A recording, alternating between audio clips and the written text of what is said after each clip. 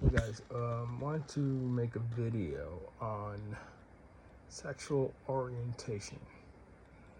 I feel like the reason why it's been kind of put on my spirit to make this video, there's a lot of people out there that have these debates in regards to whether or not, as a believer, can you be born, um, can you be a Christian and also live, identify as being gay?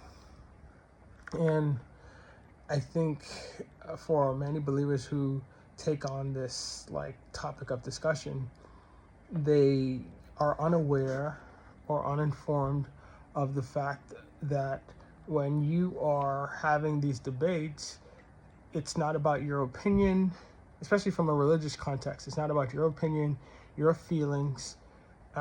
It's 100% God's perspective. And when you add your own kind of nuance, your own kind of thing outside of like your testimony, you shouldn't be adding anything when you're talking about religious things. Um, and many people do that. And so, what I'm saying, when I said all that to say this, when it comes to sexual orientation, it's imperative that believers understand this most basic concept. And like I said, everything that I am talking about is direct from the Spirit of God. Nothing I'm saying is my own kind of teaching or understanding. It's based on what the Word says. And this is final. When it comes to sexual orientation, more specifically, taking on, all right, let me back up. Sexual orientation. This is a social construct created by man, basically identifiers used in society.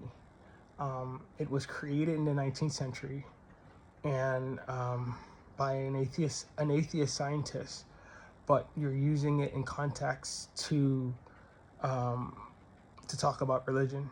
An atheist talking about something that has nothing to do with fact. It has everything to do with humans' understanding of reality, which is flawed and it's limited in its perspective and vantage. So, God's perspective when it comes to sexual orientation is simple. It does not exist. It's not a teaching that uh, God adheres to because it's rooted in desires, and desires can change. The way they teach sexual orientation, they tell you that these desires exist, these titles that you give yourself, they are forever and you can't change it.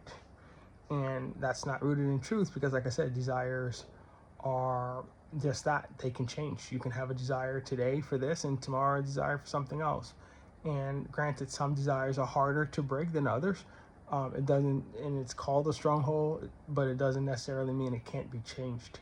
And there are many people who have lived their lives one way, and later on in life, through life experiences, whatever have you, they've shifted their desires, their sexual experiences, etc. You like one thing one day, and even within, like, I'm going to speak, even within, even within that the gay lifestyle, there are people who start off liking one thing, doing one thing, and as life progresses and they have more experiences, they start liking something else. And that's no different. Desires change, your sexual preferences change, these things change. And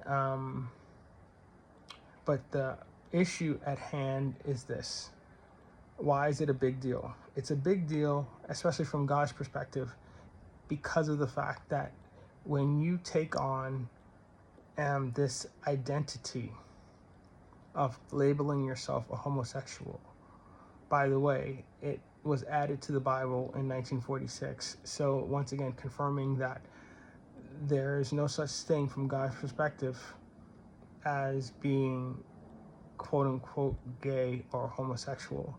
The act has been in existence from the beginning of time, but the title of labeling someone this doesn't exist throughout scripture. That never existed prior to 1946 when they decided that, okay, you know what, Satan's at work now. Satan's been plotting, chipping away at this for a minute, so let's add this word. Let's add this idea where you have a half-truth and make it an absolute, meaning that if you teach people that there is a such thing as having such an identity, you already lost the battle. You've already lost the battle that being straight, can't be changed, but then being gay can be changed. That doesn't make any sense, now does it? So that's why most can't win people over. You want to claim that your straightness can't be changed and you're forever locked in and you love women and or whatever have you, but then when it comes to someone who have the opposite same-sex desires, all of a sudden they can change their ways. The same way you're supposedly locked into your ideology and your ways, the other person feels the same way. But that's not, neither is the case. Neither the straight or the gay it's rooted in fact. The fact is, through life experiences, this is what you desire, this is what you seek.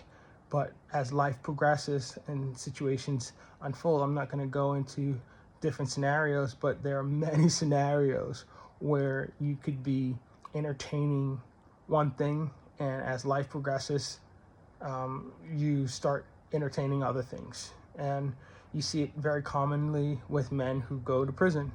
They never thought in a million years they would be entertaining men. Now they're in jail for the rest of their life, and before you know it, they are engaging in sexual practices that they would have never thought in a million years that they would be doing. That goes for like so much things, but that's just like kind of one thing that just came to mind in regards to how people, your sexual desires, your sexual appetite, it shifts. And so, yeah, and also something that needs to be noted within this context of sexual orientation. I remember at the beginning of my walk when I was trying to figure out, because I didn't even know like there was a such thing as a difference between homosexual and homosexuality. I didn't even recognize that most basic fact. One thing that was shown to me and spoken to me in the spirit, God said, as long as there are options, you're making a choice. And that stuck with me, and it hit really hard because a lot of people try to ask the question whether or not you're born versus you're making a choice. The fact of the matter is, from his perspective, it is 100% a choice because you have options.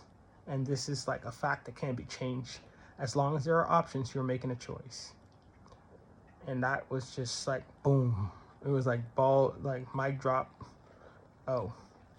And then the problem with that, or not really a problem, but the situation with that is, imagine hearing that and then realizing like, but that doesn't change my desires. The desires are still burning for this. I'm still seeking this. I'm still, and so imagine having to navigate something that you know to be fact while having all of these strongholds and feelings, all these memories from your past, and trying to navigate that. It doesn't happen overnight. It's a process that you have to go through. And there are many people who end up giving up, because it's not easy. And really, for me, I really believe that something just came to me, but I'm gonna leave that one alone. I didn't want to keep this video too long. So, sexual orientation, simple. It's from God's perspective. You cannot go around speaking and debating on this topic, and then immediately, if you concede that there is such thing as being a quote unquote homosexual, then you've lost the battle, because that's not, from God's perspective, there is no such thing. He does not give us the opportunity to hold on to such an identity. You don't get an opportunity to hold on an identity and hold that to be absolute, meaning that it cannot be changed, and then try to navigate, oh, how do you like change your ways? No, everything can be changed, so that you cannot hold something that he doesn't adhere to being absolute, and then try to have a conversation with somebody saying that it's absolute. No, the act, yes, people do it all the time.